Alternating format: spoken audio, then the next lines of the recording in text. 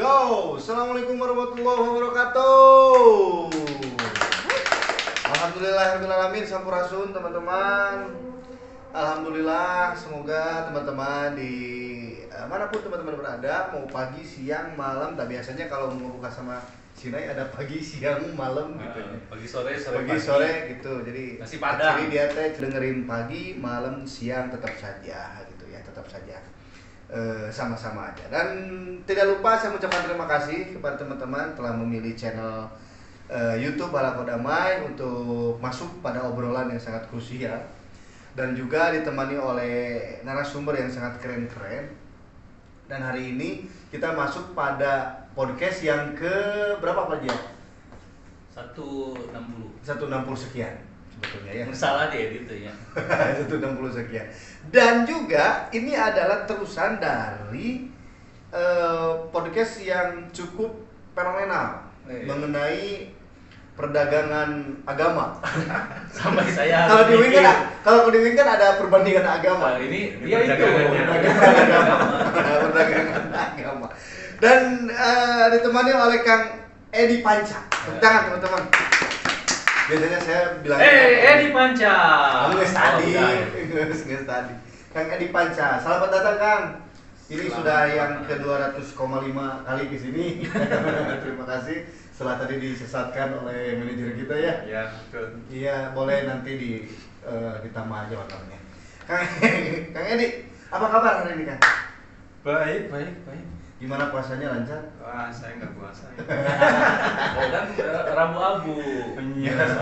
Biasanya ikut beliau puasa. Puasa pantang. Puasa Tentang pantang. miskin. Aku juga sebenarnya ada puasa pantang. Badan susah. Oke, Kang Edi, terima kasih ya. Kita akan ngobrol-ngobrol lagi mengenai religious marketingnya. Sebetulnya saya juga ingin lebih paham karena kemarin kan ditemani oleh dua si cantik-cantik itu ya. Ada Nay, ada Gina, dan hari ini juga saya pengen penasaran. Aku dong yang masuk gitu, pengen tahu sebenarnya religious marketing itu sebetulnya konteksnya atau tujuannya apakah memang salah atau enggak gitu maksudnya, atau di mana sih cara pandang yang harus dibenerin dari marketing religius? Ini belum dikenalin. Saya Saya sudah terkenal. saya Tetap ada saya. ya udah pastinya Kang dia mah nemenin saya kemana-mana. Oh gitu. Dia ada gantungan kunci. Kang, gimana Kang? Ya, kalau dibilang religious marketing itu salah atau enggak, itu sebetulnya kita bisa melihatnya dari dua perspektif ya. Oke.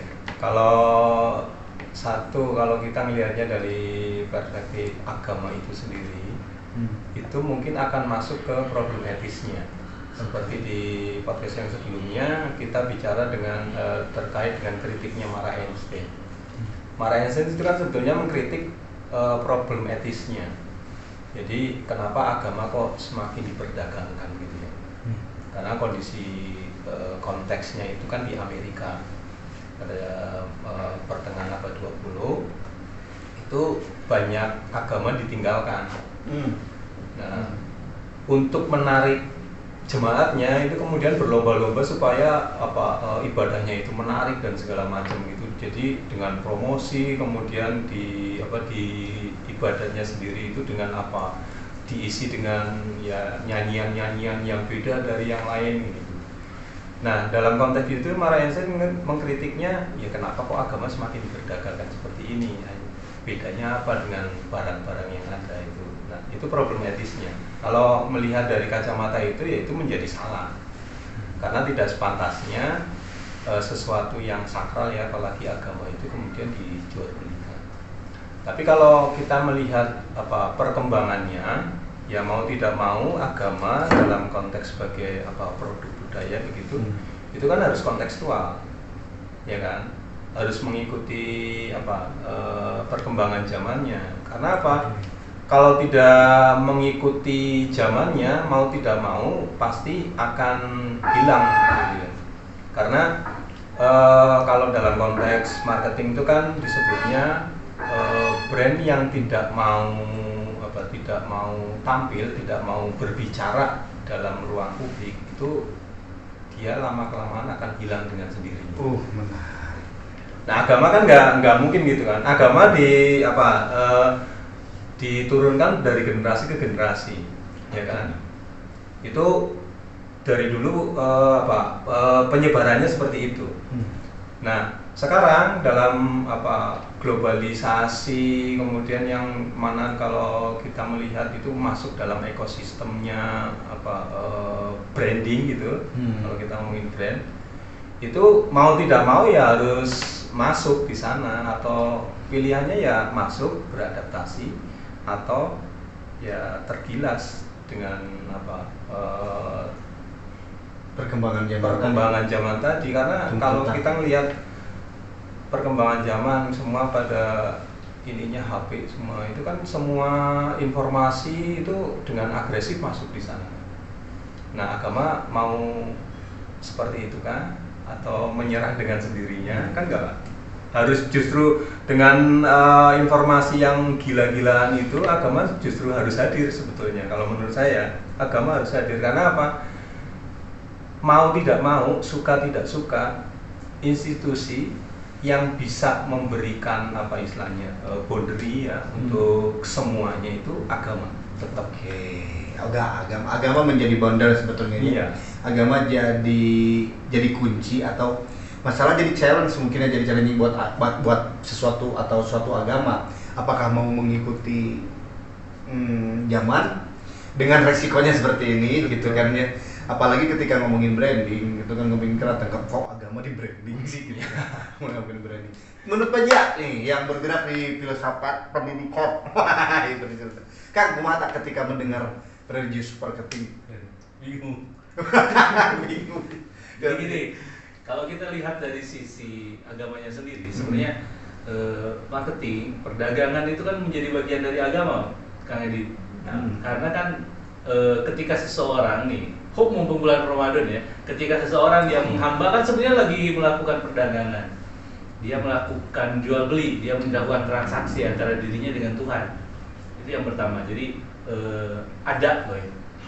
Dan bagaimana kemudian agama dilihat, jika orang masuk ke dalam satu agama kan ada dari sisi eskatologi misalkan, ada surga dan lain sebagainya kan, yang membuat orang tertarik. Jadi kalau itu disebut marketing, nanti Mas Edi lebih paham tentang marketingnya. Nah itu market, bagaimana Tuhan menerjemahkan kekuasaannya bahwa dia menguasai manusia sehingga kemudian manusia tertarik, gitu kan? Itu. Jadi saya melihat dari sisi itu ada. Kemudian yang kedua, saya ingat satu ayat, rijalun la tulhihim tijaratun wala bai'un an zikrillah. Jadi seorang yang tidak akan lalai baik karena perdagangan ataupun jual beli, tijaratun dan bai'. Itu saya lupa. Ada kan tijaro itu artinya jual beli. Kalau apakah tijaro itu artinya jual beli kayak barang atau jasa? Kalau al-bai' itu kayak jual beli memang transaksional gitu. Seperti kita membantu atau dapat upah, fee dan lain sebagainya, bukan jual beli. Ini harganya berapa saya beli ya gitu. Tapi saya tidak mendalami bagian itu. Cuma tijarah dan al-bai' itu ada jual beli gitu. Perdagangan dan jual beli gitu. Dan itu ada.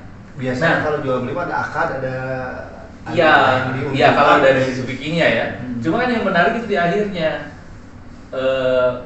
Tijarah atau an zikrillah, jadi tidak kemudian dia lupa kepada Tuhan. Nah persoalannya adalah ketika simbol agama kemudian dia digunakan, ya, ketika tadi jika kita lihat agama sebagai satu sistem nilai sakral yang kemudian itu digunakan dan menjadi simbol-simbol, dan simbol itu kemudian dipasarkan.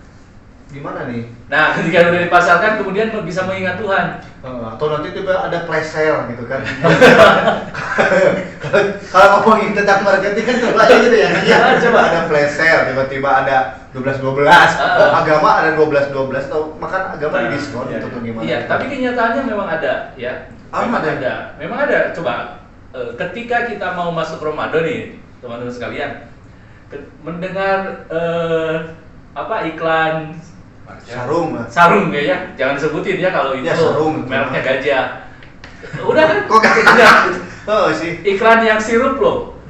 Langsung kan set nuansa Ramadan. Tapi ada sarung yang nuansa bola tuh, Wadomir tuh. Itu lumayan tuh. Ya, terus kemudian agama sering digunakan di secara komersil di SPBU. SPBU Anda kalau teman-teman sampai ke Jakarta itu pasti ketika kalau mengamati dari awal kan Tapi itu mah bagus pastinya. tapi itu mah lihatnya gitu Pak Jia. Tadi sebetulnya Kang Edi mah bilangnya masalah salah dan tidak salah seperti itu. Jadi konteksnya ada enggak sebetulnya ternyata dijawab sama Pak Jia. Ada. Mau di iklan karena tadi ngomongin branding tiba-tiba orang logik gak sih, rasional gak sih orang main bola pakai sarung? Semua juga pakai kolor gitu kan, kecuali santri-santri yang ini mah Jo, ada Wadomir, sarung istimewa. Kenal ya sama YouTube. Iya, itu enggak kan itu makanya harus sekolah. Sok. Sekarang kita lihat bank ya. Kita lihat bank yang syariah. Oh, semuanya pakai syariah. Iya. Nah itu kalau bank syariah itu sebetulnya masuk dalam konteks religious marketing karena Masuk, religious ya? marketing itu ada dua ini sebetulnya marketing of religion sama marketing with religion. Nah, bedanya off sama of religion itu yang benar-benar jualan agama. Nah, masuk agama saya gitu. Iya. Kayak gini. Surga lo nanti gitu. Nah itu yang bahaya itu sebetulnya gitu jual. Kamu mau masuk surga, masuk agama saya. Kamu kalau masuk ke sana, masuk neraka. Itu yang sebetulnya dikritik. Itu yang tadi salah. Ya, yang disebut salah itu yang sama siapa? Mara Einstein. Itu nggak etis kayak gitu. Kalau kamu menjual surga supaya pengikutmu bertambah misalnya gitu. Kayak gini ya, ada gak sih sebetulnya? Gini Kang Edi, kan kalau seandainya ngomongin tentang marketing kan ada komunikasi. Nah, ada gak sebetulnya batasan? Nah, misalkan kita ada metode dakwah tuh, ada guys sih batasan antara dakwah gitu ya, terus edukasi sama komersial kalau kita ngomongin. Kalau ngomonginnya itu dalam konteks religious marketing, sebetulnya religious marketing itu kan menggunakan pola-pola komunikasi pemasaran marketing untuk itu dakwah agama gitu ya. Nah, tapi pertanyaannya tadi bagus, batasannya ada di mana? Nah, kalau religious marketing ujungnya itu adalah peningkatan iman, religionnya itu meningkat atau enggak? Tidak lupa itu anzikrillah. Nah, ada dalilnya, ada. Buat sama Pak Jia itu anzikrillah. Nah, itu religious marketing itu ujungnya harus ke sana, bukan kalau saya upload di YouTube subscribe-nya nambah, monetisku nambah, bukan itu. Tapi apakah yang konten yang saya bikin katakanlah begitu ya, apa yang saya komunikasikan lewat media sosial itu menambah penghayatan iman atau enggak? Menambah penghasilan. Nah, atau ya ini cuma bikin yang penting konten, aku butuh monetis gitu. AdSense. Makanya kalau orang yang masuk ke religious marketing itu syaratnya adalah dia harus paham agamanya. Karena apa? Ya tadi karena batasnya itu sangat tipis ya. Lewat sedikit itu bisa kebablasan. Tadi yang dicari ya itu tadi monetisnya, subscribe-nya, reach-nya gitu. Ya jadi sebetulnya batasannya mah. Yang pertama tuh sebetulnya bukan sekedar di AdSense-nya. Ya. Tapi sekarang banyak ya justru malah ke labanya. Itu barunya. Mas ini saya kasih kasus contohnya. Nah, kita studi kasus. Bukan mempelajari agamanya terus gitu ya. Iya. Tapi agama perlu dikomunikasikan kan. Kita punya aplikasi bank ini ya, bank syariah ya. Bank syariah. Kan konvensional kayak gitu. Aplikasinya ada kan, tuh tiba-tiba setiap waktu sholat muncul. Sholat gitu kan, nanti itu mungkin mengingatkan gitu. Tapi ketika bagian subuh misalkan dia mengutip satu hadis bahwa harus dengan sedekah biar menghilangkan A, B, C, D. Tapi yang ditawarkan sedekahnya adalah produk bank itu yang pertama. Yang kedua, dari para yayasan-yayasan yang anak yatim, Kang Lutfi. itu kan dia menggunakan Saya belum yatim, dalil. Pak, saya belum Enggak, yatim. maksudnya Upin ya, Pak. Anak yatim kamu Upin. enggak main di sana. Enggak di Pangalengan enggak main di sana. Enggak kirain yang mutar-mutar gitu pakai mobil. Enggak pakai Oh, ya, aku mah biru. Oh, golongan Sairia. Golongan Sairia. Jadi Mas Heri, ketika kan kita pasti menggunakan dalil yang berkaitan dengan yatim duafa, gitu kan, untuk mendapatkan donasi. Ya, mungkin mengucap dalil dan akhirnya berdonasi. Nah, itu apa bedanya? Kayaknya tipis-tipis tipis-tipis ngeri nih ya. Apakah bedanya antara pencarian dia secara komersil? Karena kan gini, kalau satu perusahaan, satu produk, dia butuh limit atau break-even point sekian agar bisa dapat atau lebihnya berapa agar bisa bertahan selanjutnya. Tapi dengan cara seperti itu, nah itu masuk religious marketing yang off atau with. Nah, itu bisa masuk ke itu. yang with marketing with religion. Karena apa? Sedekah itu kan masuk dalam ajaran agama atau Iya, iya. sedekah kan masuk dalam ajaran agama. Kalau tadi contoh yang kasus pertama, di ajaran agamamu itu mengajarkan untuk sedekah, kan gitu intinya kan. Iya. So kamu bersedekah. Nah, kenapa yang ditawarkan produknya itu satu, sini sedekahmu saya salurkan, saya kelola supaya tepat sasaran. Iya. Sasarannya kan seperti itu. Iya, betul. Produk sedekah di bank-bank itu kan. Nah, bank syariah, kemudian kita ada wisata halal, kemudian apa lagi itu, kosmetik juga ada, kosmetik halal itu kan ya. Nah, ini sebetulnya ini dalam arti tertentu ya, tanda petik, itu memanfaatkan ajaran agama. Tapi dibaliknya adalah orang lihatnya ya, produk-produk ini orang melihatnya di ajaran agama itu mengajarkan kalau dalam konteks ini segala sesuatunya itu harus halal. Oke. Itu kan pakemnya ya, rule-nya ya. Nah, sementara orang butuh tampilan yang cantik. Ya kan? Nah, supaya cantik tapi tetap halal itu harus gimana? Makanya mengeluarkan produk-produk kecantikan yang halal. Makanya kan ada satu brand yang menyebutnya halal beauty. Kan? Beauty. Ada juga yang warnanya hijau tuh brandnya. Cantik dari dalam. Nah, itu tagline-nya itu cantik dari dalam. Itu makanya keluar wisata halal. Oh, orang gemar berwisata, kenapa nggak disediakan wisata yang halal? Kalau di Indonesia kan banyak kan, destinasi wisata halal itu kan banyak. Karena apa? Yaitu orang Timur Tengah ternyata itu senang berwisata kemana-mana. Kalau nanti tujuannya hanya misalnya di Bali, ya itu tidak mendukung mungkin ajaran agama tidak mendukung, makanya dibikinlah wisata halal itu di kampung ini, di kampung itu. Itu masuknya ke situ. Jadi tadi agama ini menjadi boundariesnya, menjadi nilainya, value-nya, bahwa ajaran agama mengajarkan ini, itu bisa ditawarkan dengan tadi sedekah. Oke. Itu berarti yang tadi sedekah itu dia religion with marketing with religion. Kalau yang off ya kayak yang kemarin dicontohin sama itu ya, jualan ini air doa nih. Nah, itu. Jadi yang jualan agamanya aja. Kan tadi Kang Edi tuh bilang ada boundary sebetulnya. Boundary-nya bukan pada konteks agamanya, tapi konteks bagaimana cara agama itu digunakan. Iya.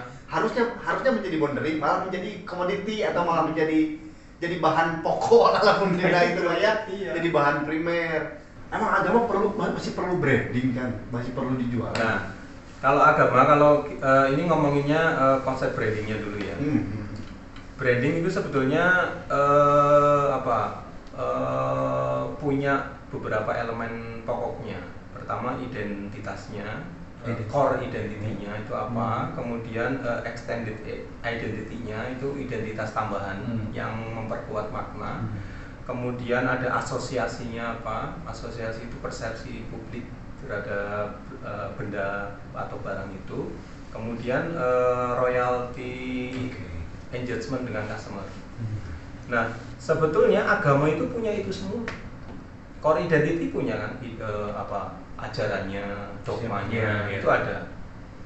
Kemudian extended identity-nya, bangunan gereja pasti kayak gitu, bangunan masjid pasti berubah, ya kan? Itu memperkuat maknanya kan. Kemudian tadi asosiasinya, agama kan diasosiasikan sebagai suatu kesalehan, moral gitu kan. Asosiasi publik kan seperti itu. Nah kemudian kalau loyalty engagement itu, jemaahnya banyak banget, ya kan? Kalau dilihat dari sudut pandang brand, agama itu punya itu semua. Iya. Yang harusnya gimana itu tuh untuk karena kan modalnya udah ada, bahannya udah ada. Nah, menurut religious marketing itu langkah selanjutnya ngapain? Nah, sebetulnya brainwash mungkin yang nge-brainwashing. Agama itu bisa diperkenalkan menggunakan logika-logika branding, komunikasi pemasaran, itu bisa. Tapi yang perlu dipertegas adalah jangan menganggap pemasaran itu sebagai bisnis belaka. Karena pemasaran itu sebenarnya konteksnya sangat luas.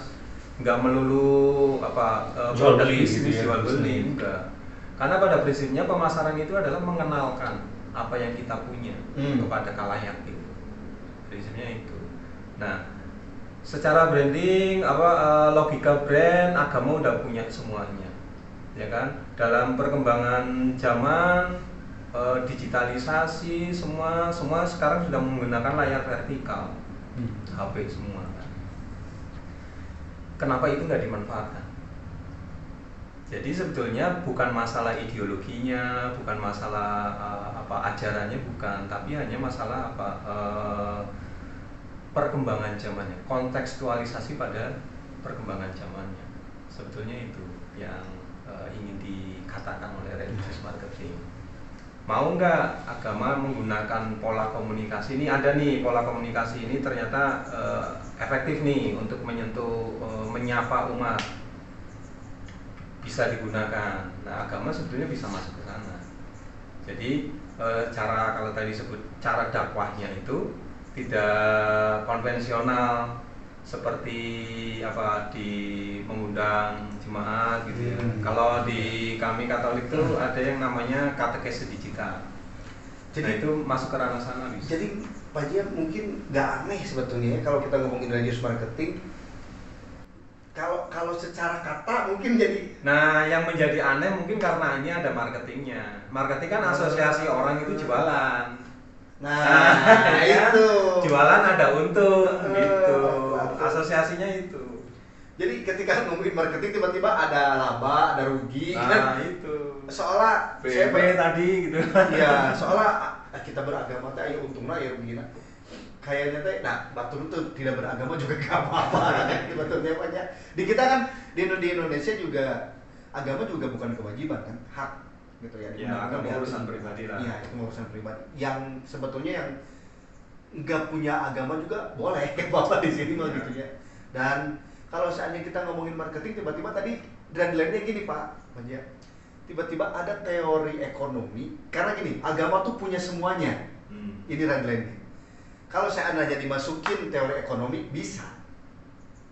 Gitu maksudnya teh. Atau prinsip-prinsip ekonomi bisa ada. Di agama ada. Betul. Karena ada yang bisa dijual dari mulai nilainya, logonya, bentuknya ada.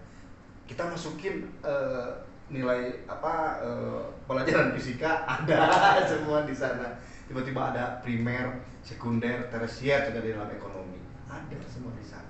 Cuman kadang aneh juga kalau kita ngomongin marketing tiba-tiba ada yang dijual belikan.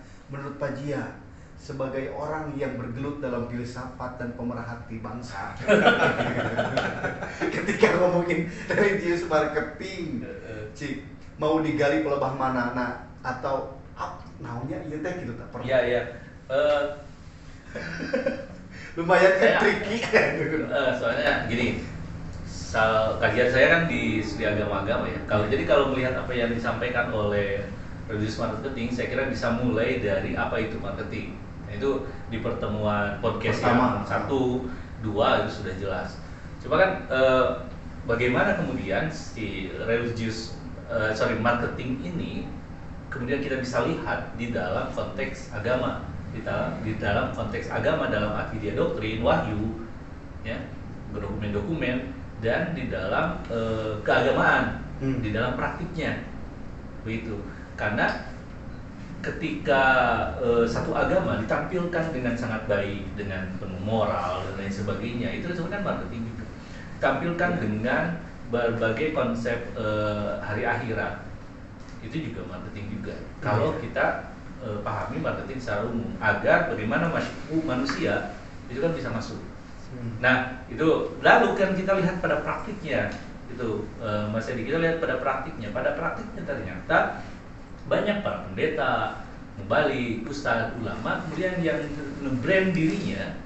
Ada pesan-pesan yang kalau kita pakai yang agar tidak dikritik oleh Mara Einstein tadi, agar mengingatkan kepada Tuhan. Dan itu di media sosial itu praktiknya udah sangat banyak gitu. Menurut Kang Edi gimana? Menurut saya gitu. Ya, sebetulnya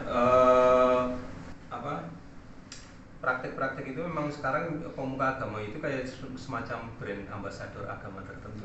Brand Ya kan? ambasador.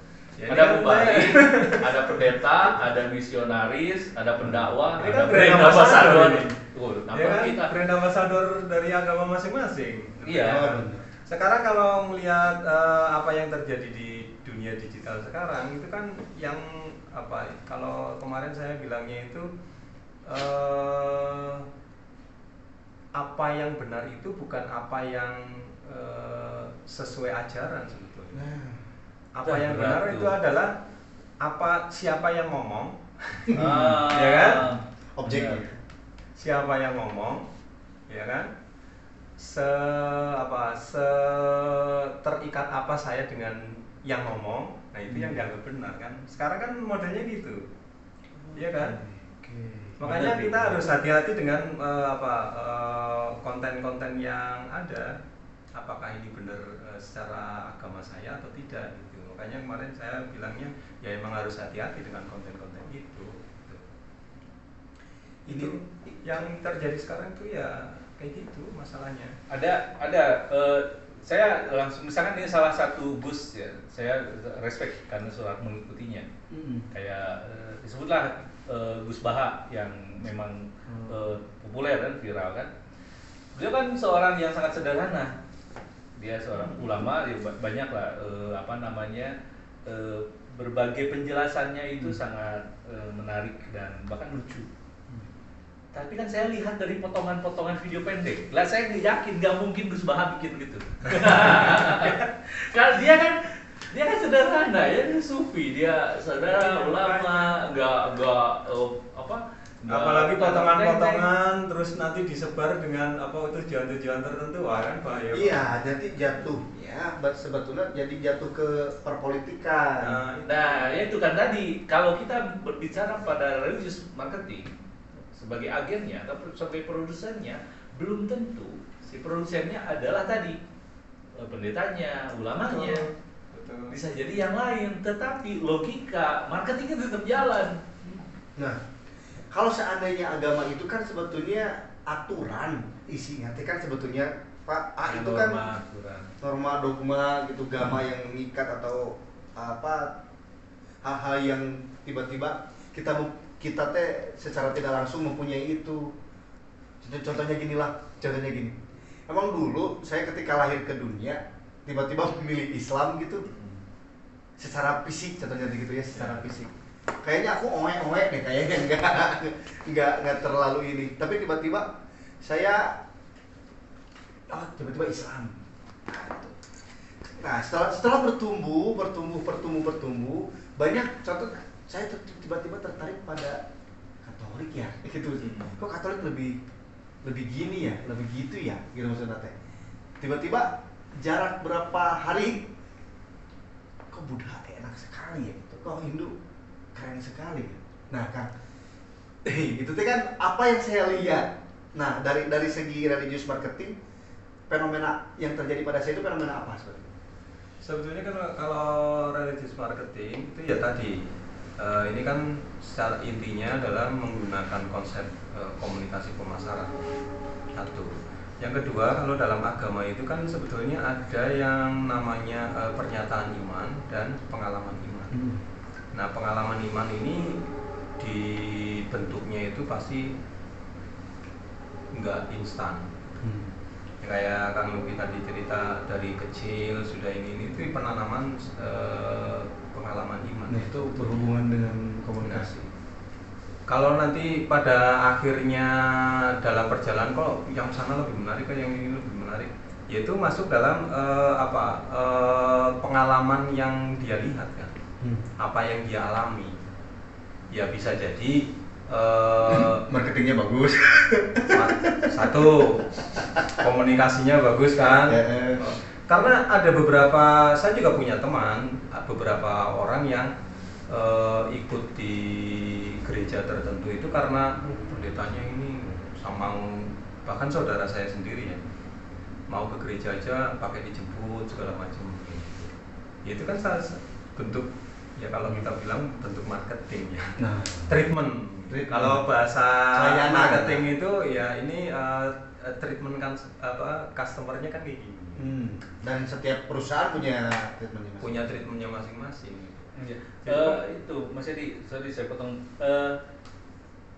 Kalau yang sebelumnya kan si Maraisen itu dia mengkritik ya, bahkan jangan sampai kebablasan. Ya. Ada boundaries agama sebagai batas untuk mengingatkan yang tidak kebablasan tadi.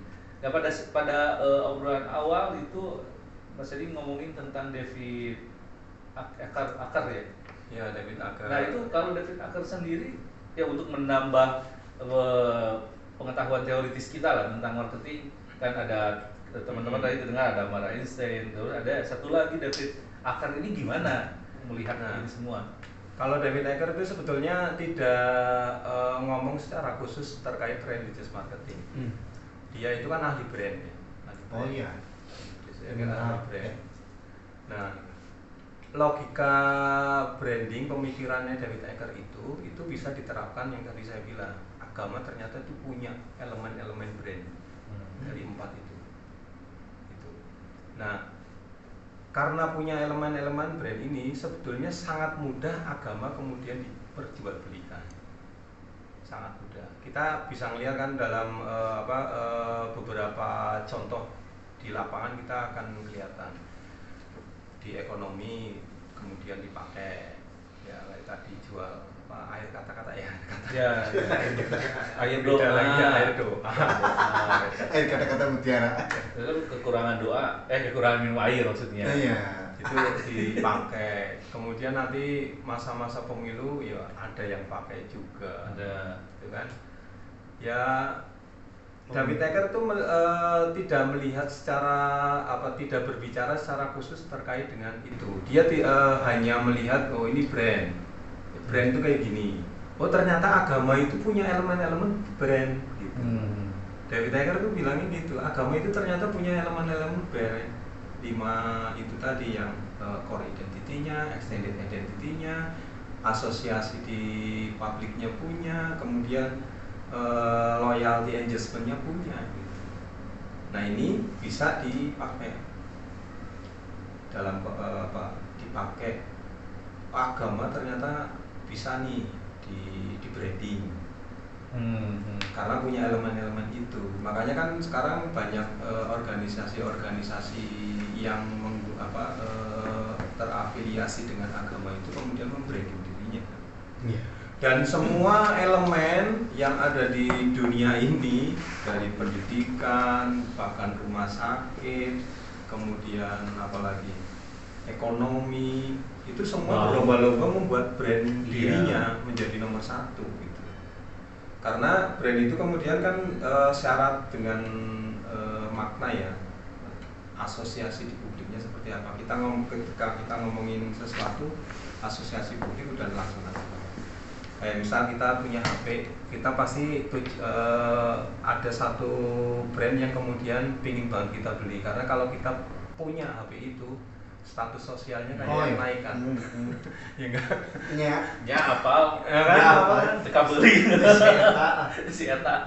Status sosialnya kayak naik kan Iya. sampai disakuin aja logonya kelihatan gitu loh. Nah, Kalau disimpan juga kan harus dibalik. Nah Kalau iya harus kelihatan. dibalik biar logonya kelihatan. Itu status sosialnya kan naik. Nah itu brand kayak gitu karena brand itu sebetulnya bukan hanya sekedar logo, tapi makna dibalik itu, story. storynya, Ya ada story, ada identitas, ada identitasnya. Ya kan ngomongin branding nggak pasti story ya. Iya. Core-nya story itu kan. Tapi kalau tiba-tiba religious marketing gitu, tiba-tiba orang-orang yang religius dimarketkan gitu. Iya. Waktu saya nyimak Mas Edi dan Kang Lutfi, oke, saya memang bisa, artinya gini, ketika saya mau memahami religious marketing itu ada setidaknya dua teori yang penting kan, setidaknya. Apa itu arti religious, itu apa arti marketing, dan bagaimana misalnya tadi disebutkan para Einstein yang kritik, tetapi dia sebenarnya mengingatkan ada batasan, sedangkan yang David Acker ini melihatnya dia sebagai brand, sebuah simbol. Momentum. Dan semua variabel dari dikatakan sebuah brand itu ada di agama. Ya. Yang saya pikirkan ada nggak ya agama yang kemudian nggak bisa marketing dan mati gitu loh. Kita buat. Gitu. Ada nggak ya? Nggak, Ya mungkin ada kan, mungkin ada. Kan Agama-agama apa? Arti kuno? mungkin. Atau kan agama itu kan ada samawi ya. Agama itu kan kita ada samawi, ada agama langit, ada agama ardi, agama bumi. Biasanya Ya. kita tidak mengenal tuh agama bumi. Sering-sering sekali tidak mengenal. itu kan hanya satu teori aja. Karena kan agama Ya, kita itu samain sebetulnya lah. disebarkan itu secara turun temurun. Iya, berarti kan ada, ini menariknya, ada anomali.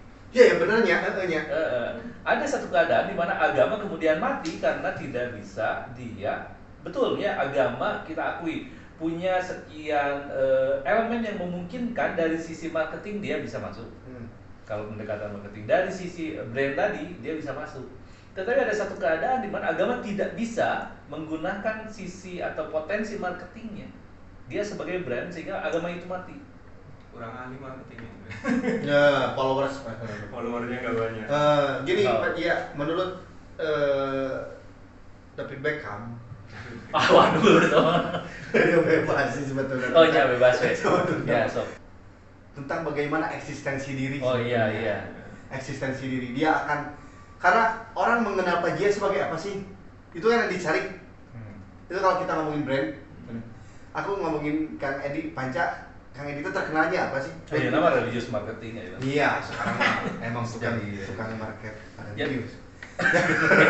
Tiba-tiba saya bilang, contohnya Fonten, soundman kita, Kang Arif, udah bener-bener soundman. Mau segimanapun bagus statement Kang Edi, di mute ku si Arif, paek gitu ya. Atau terkena silut kita sekarang jadi apa sih? Nah akhirnya agama itu menentukan mungkin ya, marketing itu menentukan seberapa familiarnya agama itu, sehingga agama itu tidak mati. Makanya tadi di awal saya sebut ya agama itu harus kontekstual. David Beckham sih tadi ya. Mengikuti perkembangan zamannya. Karena religious marketing itu sebetulnya bukan problem ideologinya, bukan problem teologisnya, tapi cara bagaimana agama itu hadir dengan relevan dengan zamannya. Oke Kang Edi, ini udah habis, kita kayaknya waktunya enggak ya? Aman ya? Oh, nanti kita akan lanjut pas pada taraweh. Kalau muda. Itu jadi religious marketing. Nah, teman-teman, saya tidak berhak untuk menyimpulkan hal itu, tapi nanti Kang Edi Panca dari tulisannya, artikelnya, atau nanti mungkin muat di YouTube kita, teman-teman bisa menukil sedikit pendapatnya mungkin ya, atau membebaskan teman-teman untuk berpikir atau bertumbuh bersama kami. Oke, Kang Edi Panca anu ku abdi dipihormat. Hatur nuhun jazakallahu khairan ya. Atos ngerasakeun ka studio kita yang camik dan cantik ini. Mudah-mudahan menjadi ibadah buat kita semua, khususnya buat Kang Edi dan umumnya buat kita semua. Izin pamit Pak Jia. Oke, terima kasih juga buat Oke. semua Mas Adi. Ketemu lagi di podcast selanjutnya. Assalamualaikum warahmatullahi wabarakatuh. Assalamualaikum.